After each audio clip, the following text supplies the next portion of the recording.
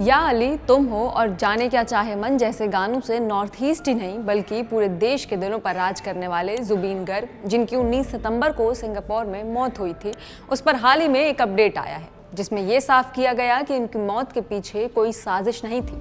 Chief investigating officer ने Singapore की coroners court को बताया कि वो एक हादसा था जो लाइफ जैकेट ना पहनने की वजह से हुआ और पानी में डूबने से जुबीन गर्ग ने अपनी जान गंवा दी। सिंगापुर की कॉरोनर्स कोर्ट में क्या कार्रवाई हुई और क्या नई बातें सामने आई, इस पर बात करेंगे आज इस एपिसोड में। जुबीन गर्ग भारत के जाने माने सिंगर और कंपोजर और परफॉर्मर भी थे। खास तौर पर असम और नॉर्थ ईस्ट इंडिया में उन्हें एक कल्चरल आइकॉन माना जाता था। उन्होंने असमीज, हिंदी, बंगाली और अंग्रेजी समेत कई भाषाओं में गाने गाए और अपने अलग अलग म्यूजिक स्टाइल के लिए पहचाने गए। जुबीन गर्ग की मौत की खबर ने भारत को चौंका दिया था, लेकिन इसका सबसे ज़्यादा असर असम के लोगों पे हुआ। 19 सितंबर 2025 को 52 साल के गायक और कंपोजर जुबीन गर्ग सिंगापुर के लाजरस आइलैंड में एक यॉट पार्टी में गए थे। अगले ही दिन उन्हें सिंगापुर में नॉर्थ ईस्ट इंडिया फेस्टिवल में परफॉर्म करना था, लेकिन इससे पहले कि वो परफॉर्म कर पाते समुद्र में डूबने से उनकी मौत हो गई, ऐसी खबर सामने आई। इसके बाद उनके मृत शरीर को भारत लाया गया। गुवाहाटी में उनके अंतिम संस्कार पर लाखों लोगों की मौजूदगी थी। बताया गया कि लगभग 15 लाख लोग उनके अंतिम संस्कार में शामिल हुए और कई ने आंखों में आंसू लिए उन्हें अंतिम विदाई दी। शुरुआती रिपोर्ट्स में डूबने की बात कही गई, लेकिन मौत के हालात को लेकर जुबीन के परिवार वाले और इंडिया में उनके फैंस दोनों ये मानने को तैयार नहीं थे कि जुबीन की मौत डूबने से हुई है। इसको लेकर काफी सवाल उठे, जिसके बाद मामला जांच के दायरे में चला गया। इन्वेस्टिगेशन आगे बढ़ी तो अक्टूबर के पहले हफ्ते में जुबीन गर्ग के फेस्टिवल ऑर्गेनाइजर, मैनेजर और कुछ करीबी लोगों को गिरफ्तार किया गया। गिरफ्तार किए गए लोगों में फेस्टिवल ऑर्गेनाइजर श्यामकनु महंता, गर्ग के मैनेजर सिद्धार्थ शर्मा, उनके कजिन संदीपन गर्ग, उनके 2 personal security officers, drummer Shekhar Jyoti Goswami और सिंगर अमृता प्रभा महंता शामिल हैं। फिलहाल ये सभी 2 अलग अलग जेल में बंद हैं। जुबीन गर्ग की मौत के बाद सिंगापुर में भी इन्वेस्टिगेशन जारी रही, वो इसलिए क्योंकि इस मामले में 2 अलग अलग देश और जुरिडिक्शन इन्वॉल्व थे। जुबीन गर्ग के केस में सिंगापुर इन्वेस्टिगेशन और SMSIS की चार्जशीट 2 अलग अलग लीगल प्रोसेसेस हैं। 14 जनवरी को जो नई जानकारी सामने आई है वो सिंगापुर में हुई इन्वेस्टिगेशन के आधार पर है।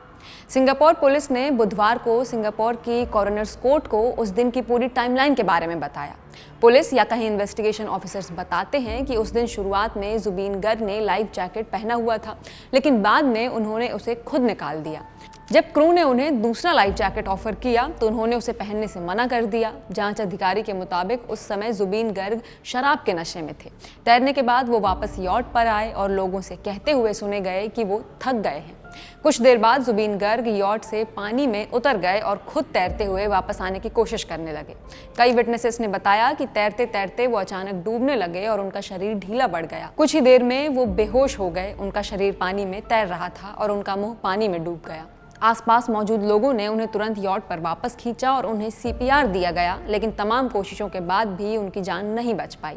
उसी दिन डॉक्टर्स ने उन्हें डेड डिक्लेयर कर दिया। ऑटोप्सी में पता चला कि उनकी मौत डूबने की वजह से हुई थी। उनके शरीर पर इंजरी जरूर पाई गई, लेकिन जांच में ये सामने आया कि ये चोटें रेस्क्यू और CPR के दौरान लगी थी, ना कि किसी हमले या झगड़े की वजह से।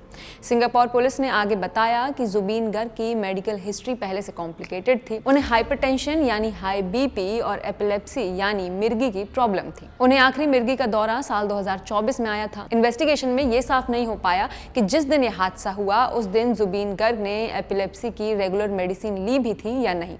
आई विटनेसेस के स्टेटमेंट्स इतने स्ट्रांग नहीं हैं। सिंगापुर पुलिस ने इस पूरे मामले में किसी साजिश या गलत नीयत का शक भी नहीं जताया। पुलिस के मुताबिक ये एक एक्सीडेंट था। कॉरोनर्स कोर्ट में फैक्ट फाइंडिंग इंक्वायरी अभी भी जारी है। इस मामले की जांच के लिए कुल 35 गवाहों को पेश किया जाना है।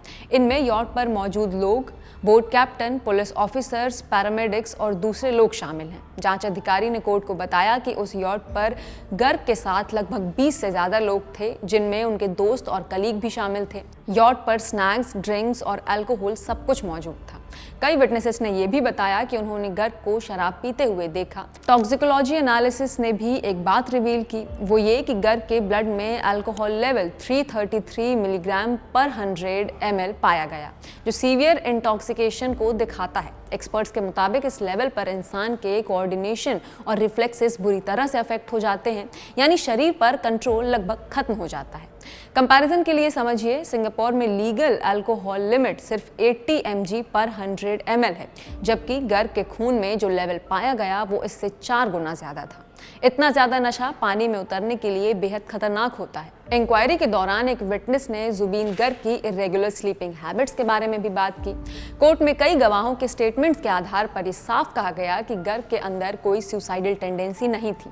यह भी कंफर्म किया गया कि उन्हें किसी ने पानी में धक्का नहीं दिया था, बल्कि वो खुद ही स्विम करने के लिए पानी में कूदे थे। इन सारी डिटेल्स के आधार पर यह समझा गया कि ये एक हादसा था। यॉट के कैप्टन ने बताया कि जब गर्ग यॉट पर वापस चढ़ रहे थे तो उनके 2 दोस्त उनका हाथ पकड़कर सहारा दे रहे थे, क्योंकि गर्ग ठीक से चल नहीं पा रहे थे।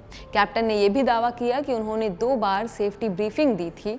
जब उन्होंने गर्ग को दूसरी बार लाइफ जैकेट के बिना पानी में उतरते देखा तो उन्होंने तुरंत उनके दोस्त से कहा कि गर्ग बहुत ड्रंक हैं और अगर वो पानी में जाना चाहते हैं तो लाइफ जैकेट पहनना जरूरी है। कैप्टन के मुताबिक ज्यादातर पैसेंजर्स गर्ग समेत शॉट्स पी रहे थे। कैप्टन ने बताया कि जैसे ही उन्होंने गर्ग को पानी में फेस डाउन फ्लोटिंग देखा, उन्होंने तुरंत उनके दोस्तों को आवाज लगाई और खुद भी तैरकर गर्ग के पास पहुंचे। जब उन्होंने गर्ग का चेहरा पानी से ऊपर किया तो उनके मुंह और नाक से झाग निकल रहा था। इस केस में कार्रवाई शुरू होने से पहले जुबीन गर्ग के अंकल मनोज कुमार बोरठाकुर ने कोर्ट में एक रिटन स्टेटमेंट पढ़कर सुनाई, जिसमें परिवार की तरफ से जुबीन गर्ग की मौत को लेकर कई सीरियस कंसर्न्स और सवाल उठाए गए। गर्ग की मौत को लेकर जब उनके अंकल ने कोर्ट में उस दिन की पूरी सीक्वेंस ऑफ इवेंट्स पर कई सवाल उठाए तो स्टेट कॉरोनर ने साफ कहा कि जो कुछ सवाल पूछे जा रहे हैं उनमें से कई बातें मौत की असली वजह से डायरेक्टली जुड़ी नहीं है। चैनल की रिपोर्ट के मुताबिक कॉरोनर का कहना था कि इंक्वायरी का मकसद सिर्फ ये समझना है कि डेथ कैसे हुई, न कि हर एलिगेशन या शक को उसी दायरे में लिया जाए। वहीं दूसरी तरफ असम में कहानी बिल्कुल अलग दिशा में चल रही है। यहाँ पुलिस की स्पेशल इन्वेस्टिगेशन टीम ने इस केस में 7 लोगों पर सीरियस चार्ज लगाए थे, कुछ पर मर्डर और कुछ पर culpable homicide not amounting to murder, यानी हत्या से कम लेकिन गंभीर आरोप। पुलिस का कहना है कि इस मामले के पीछे फाइनेंशियल मोटिव हो सकता है। पुलिस का आरोप है कि सिद्धार्थ शर्मा ने गर्ग के पैसों में से फंड्स में हेराफेरी की। इन्वेस्टिगेटर्स के मुताबिक यही फाइनेंशियल एंगल इस एलिजेड मर्डर का एक बड़ा रीजन माना जा रहा है। वहीं जुबीन गर्ग के कजिन संदीपन गर्ग पर culpable homicide not amounting to murder, यानी हत्या से कम लेकिन गंभीर अपराध का आरोप लगाया गया है। इतना ही नहीं, जुबीन गर्ग के 2 पर्सनल सिक्योरिटी ऑफिसर्स नंदेश्वर बोरा और प्रवीण वैश्या पर भी केस दर्ज किया गया है। इन पर आरोप है कि उन्होंने क्रिमिनल कॉन्स्पिरेसी रची और अपने भरोसे सौंपे गए पैसों या प्रॉपर्टी का मिसयूज, यानी क्रिमिनल ब्रीच ऑफ ट्रस्ट किया। जुबीन गर्ग की अचानक मौत के बाद असम के कई शहरों में फैंस सड़कों पर उतर आए थे। कैंडल मार्च निकाली गई और जगह जगह श्रद्धांजलि सभाएं हुई। म्यूजिक इंडस्ट्री से जुड़े कलाकारों, पॉलिटिशियन और सोशल फिगर्स ने भी जुबीन गर्ग की मौत पर दुख जताया। ये तस्वीरें उस समय की हैं जब असम में जुबीन गर्ग का पार्थिव शरीर लाया गया था और उनका अंतिम संस्कार होना था। असम में उनके चाहने वाले अपना दुख अपने अंदर समेट नहीं पा रहे थे। जुबीन गर्ग की पत्नी गरिमा सैकिया ने सोशल मीडिया पर एक पोस्ट के जरिए केंद्र सरकार और असम सरकार से अपील की है कि सिंगापुर में चल रही जांच पर कड़ी नजर रखी जाए। फिलहाल मामला 2 अलग-अलग जुरिसडिक्शंस में 2 दिशाओं में आगे बढ़ रहा है। एक तरफ सिंगापुर में इन्वेस्टिगेशन से ये समझने की कोशिश हो रही है कि जुबीन गर्ग की मौत कैसे हुई, जबकि असम में जांच का फोकस इस बात पर है कि अगर कोई दोषी नहीं है तो उसकी जवाबदेही तय कैसे की जाए। इस मामले पर आगे जो भी अपडेट आता है हम आपको बताएंगे। तब तक के लिए देखते रहिए जिस्ट।